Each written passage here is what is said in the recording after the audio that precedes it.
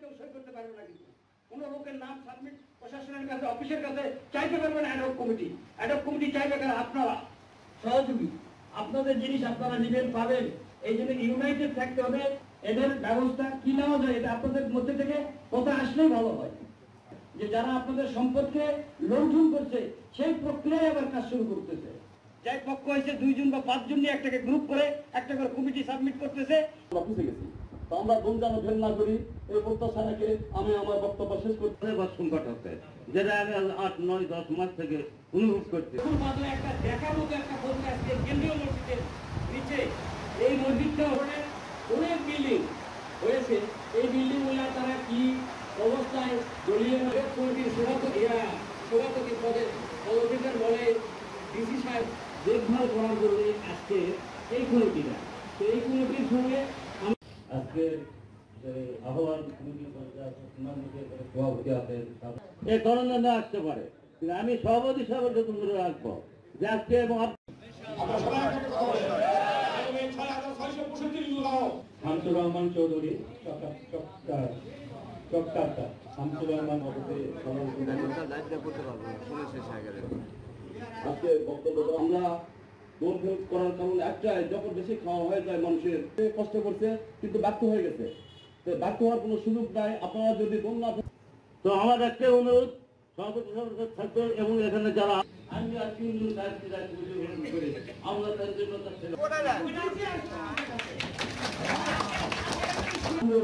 সকলকে আমার আমন্ত্রণ শুভেচ্ছা জানাই। আমরা সকলে যেন একত্রিত হই।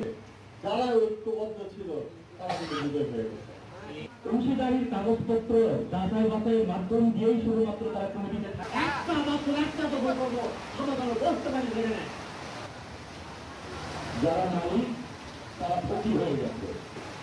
সর্ববৃহৎ এবং প্রতিনিধিগত সংগঠন। আপনারা ভালো থাকেন এই বলে আমি আমার সর্বোচ্চ নীতিমালা, নীতি, আদর্শ, লক্ষ্য এটা নির্ধারণ করতে হবে।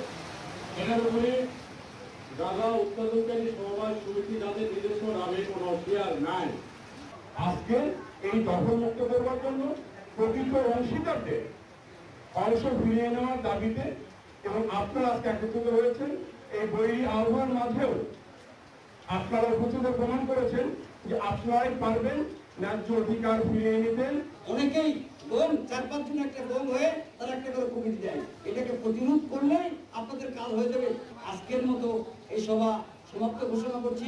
অবৈধভাবে বেচা কেনা হয়েছে, অবৈধভাবে দখল ধরে আসছে, এখনও সেই চেষ্টায় কিছু লোক আছে। শেয়ারদারকে পক্ষের থেকে আমি বলতে চাই যে আবেদন এই প্রশাসনের কাছেও যে আমাদের এটা দেখার জন্য ডিসি সাহেব এটা দেখবেন।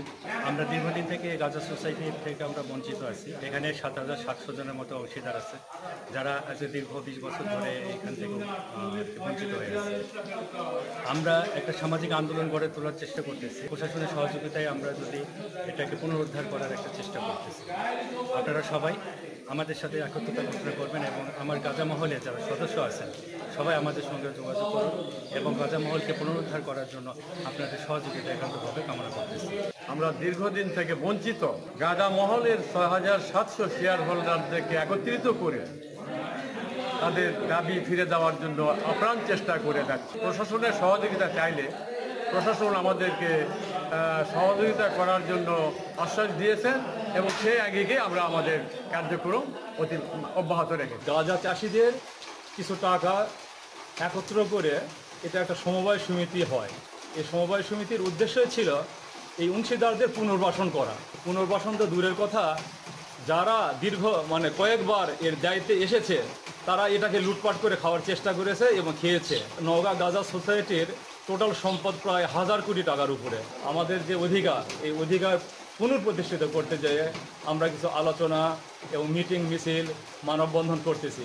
এর ইতিহাস অনেক বৃহৎ, তবে আমরা চাই যে আমাদের যে এই ইতিহাস, নওগাঁর ইতিহাস, আমাদের যে অধিকার, সব কিছুর মূলে আমরা দল বল নির্বিশেষে জেলা প্রশাসক সাহেব আছেন উনি এবং জেলা সমবায় অফিসারকে আমরা সমন্বিত করে আমরা একটা কমিটি গঠন করে এই কমিটি 90 দিন বা 120 দিনের মধ্যে নির্বাচন দিয়ে নির্বাচিত প্রতিনিধির হাতে টোটাল ক্ষমতা অর্পণ করে এর যাবতীয় কাজকর্ম কি আমরা এগিয়ে নিতে চাই এবং যারা বঞ্চিত তাদের অধিকার তাদেরকে আমরা ফিরিয়ে দেওয়ার জন্য এই আমাদের সংগ্রাম আন্দোলন।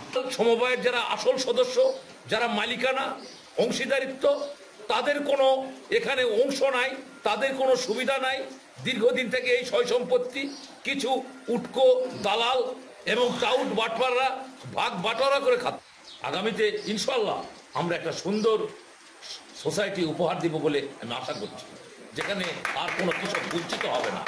আমি জেলা প্রশাসক মহোদয়কেও দৃষ্টি আকর্ষণ করে বলবো, আপনি আমাদের সঙ্গে একমত হন এবং এই সুবিধা বঞ্চিত মানুষদেরকে সুবিধা দেওয়ার চেষ্টা করুন এবং একটি সুষ্ঠু সমবায় সমিতি গঠনের মাধ্যমে আপনি অবদান রাখুন, যেখান থেকে কৃষকেরা পূর্বের নাই চিকিৎসা সুবিধা, শিক্ষা সুবিধা সহ এই সম্পত্তিটার একটা ভালো ব্যবহার করতে পারে, একটা সুন্দর সংগঠন গড়ে তুলতে পারে। গাজার অংশীদারদের তাদের ন্যায্য অধিকার ফিরে দেওয়ার জন্য একটা একত্রিত হয়েছি, কিছু মিটিং করেছি। ইতিমধ্যে আমরা উত্তরাধিকার সমিতিও গঠন করেছি, যে সমিতির মাধ্যমে আমরা আগামীতে অ্যাডহক কমিটিতে লোক প্রেরণ করব।